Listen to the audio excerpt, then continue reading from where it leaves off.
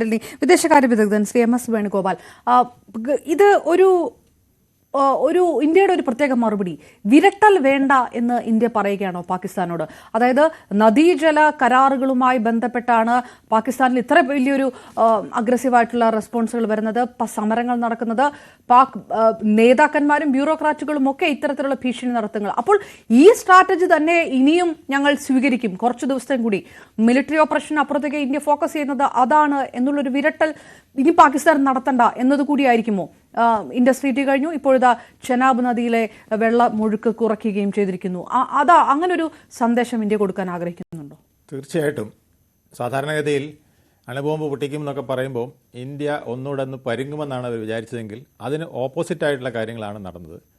ഇപ്പോൾ ചെനാബ് നദിയിലെ ഡാം ഏതാണ്ട് ക്ലോസ് ചെയ്തു.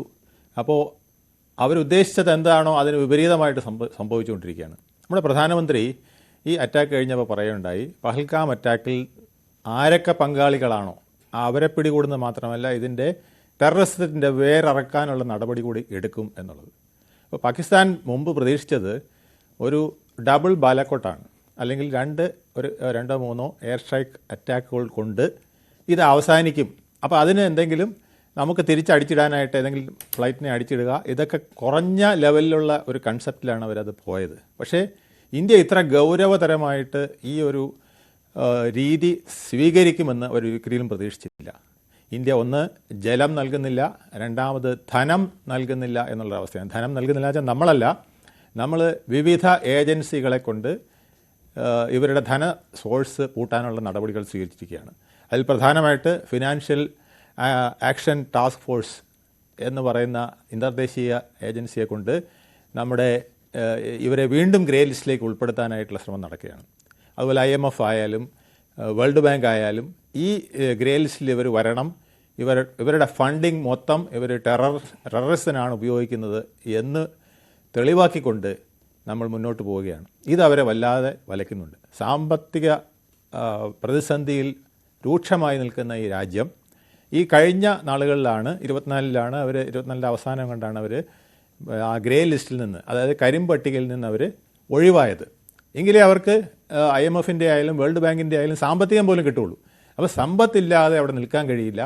പാകിസ്ഥാനിലെ ആർമി ആയാലും പൊളിറ്റീഷ്യൻ ആയാലും ഒരു ലൂട്ടിംഗ് രീതിയാണ് അവിടെ കൈകാര്യം ചെയ്തു വരുന്നത്. അതായത് നാട്ടിൽ നിന്ന് പണം അടിച്ചു മാറ്റുക, എന്നിട്ട് അത് വിദേശത്ത് കൊണ്ടുപോയി വയ്ക്കുക, എന്നിട്ട് സൗകര്യം വരുമ്പം ആ നാട് വിട്ടു പോവുക എന്നുള്ള ഒരു രീതിയാണ് പലപ്പോഴും പാകിസ്ഥാനിലെ ആർമി ഓഫീസർമാർ ചെയ്തു വരുന്നത്. അപ്പോൾ അതിന് കടക്കൽ കത്തിവെക്കുന്ന വിധത്തിലാണ് ഒരു പ്രതിസന്ധി ഇപ്പോൾ അവർക്ക് വന്നിരിക്കുന്നത്. അപ്പോൾ ജലം മാത്രമല്ല, ധനവും വരുന്നു. ഇതിന് പുറമെ അവരുടെ ആന്തരികമായ ഒരുപാട് പ്രശ്നങ്ങൾ. ഇപ്പോൾ ബലൂചിസ്ഥാനിൽ നടക്കുന്ന ബലൂചിസ്ഥാൻ ലിബറേഷൻ ആർമിയുടെ അറ്റാക്ക് അതവരെ ഞെട്ടിച്ചു കഴിഞ്ഞിരിക്കുകയാണ്. കാരണം അവരിത്രയും പ്രതീക്ഷിച്ചില്ല. ഇത്ര പെട്ടെന്ന് ലിബറേഷൻ ആർമി കേന്ദ്രങ്ങൾ പിടിച്ചടക്കാനും അതുപോലെ തന്നെ സർക്കാർ ഓഫീസുകൾ പിടിച്ചടക്കാനും ഒക്കെ കഴിയുമെന്നും അതവർ കത്വ എന്ന് പറഞ്ഞ നഗരം ഏതാണ്ട് അവരുടെ കയ്യിലായി കഴിഞ്ഞ രീതിയിലാണ് അവർ ഇപ്പോൾ മുന്നോട്ട് പോകുന്നത്. അപ്പോൾ ഇതൊക്കെ പാകിസ്ഥാൻ പ്രതീക്ഷിക്കാത്ത ചില കാര്യങ്ങൾ. അതിനേക്കാൾ പാകിസ്ഥാൻ ഇപ്പോൾ പ്രശ്നം വന്നത് അവരോടൊപ്പം നിന്ന തുർക്കിയും അതുപോലെ തന്നെ ഇറാനും പറഞ്ഞു കഴിഞ്ഞു, നമ്മുടെ ഈ ടെറിട്ടറിയിലൊരു പ്രശ്നമുണ്ടാകാതെ ഇൻറ്റഗ്രിറ്റി ോടുകൂടി നമുക്ക് നിൽക്കാൻ കഴിയണം. അതുപോലെ തന്നെ സൗദി അറേബ്യ, UAE, ഖത്തർ ഒക്കെ പറഞ്ഞു കഴിഞ്ഞു എക്കണോമിക് ട്രേഡിൽ അവർ സ്വയം വിലയിരുത്തി എക്കണോമിക് ട്രേഡ് നടക്കണമെങ്കിൽ, എക്കണോമിക് പ്രോഗ്രസ് ഉണ്ടാവണമെങ്കിൽ ഇന്ത്യയുമായിട്ടുള്ള ബന്ധം നിലനിൽക്കണം. അപ്പോൾ അതുകൊണ്ട് പാകിസ്ഥാനോട് നിങ്ങൾ ചെയ്തത് തെറ്റാണ് എന്നവർ പറയുന്ന രീതിയിലേക്ക് വന്നു കഴിഞ്ഞിരിക്കുന്നു. ഇന്ന് നമ്മുടെ വിദേശകാര്യ മന്ത്രി ശ്രീ ജയശങ്കർ യൂറോപ്യൻ രാഷ്ട്രങ്ങളോട് പറഞ്ഞത്, നിങ്ങൾ ഞങ്ങളെ ഉപദേശിക്കാൻ വരണ്ട, പാർട്ട്ണറാകാൻ താല്പര്യമുണ്ടെങ്കിൽ മാത്രം വന്നാൽ മതിയെന്ന്. ഇത് ഇന്ത്യയിലെ ഒരു നേതാവും ഇതിനു മുമ്പ്, അല്ലെങ്കിൽ ഒരു വിദേശകാര്യമന്ത്രിയോ അല്ലെങ്കിൽ പ്രധാനമന്ത്രിയോ ഒരു യൂറോപ്യൻ രാഷ്ട്രങ്ങളോട് ഇത്തരത്തിൽ സംസാരിച്ചിട്ടില്ല. അത്രയ്ക്ക് ബോൾഡായിട്ടുള്ള സ്റ്റെപ്പാണ് നമ്മൾ എടുത്തുകൊണ്ടിരിക്കുന്നത്.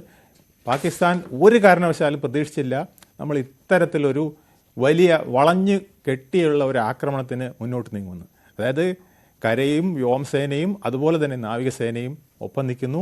കറാച്ചി തുറമുഖം പോലും പിടിച്ചടക്കുമോ എന്ന് ഭയത്തിലാണ് അവർ നിൽക്കുന്നത്.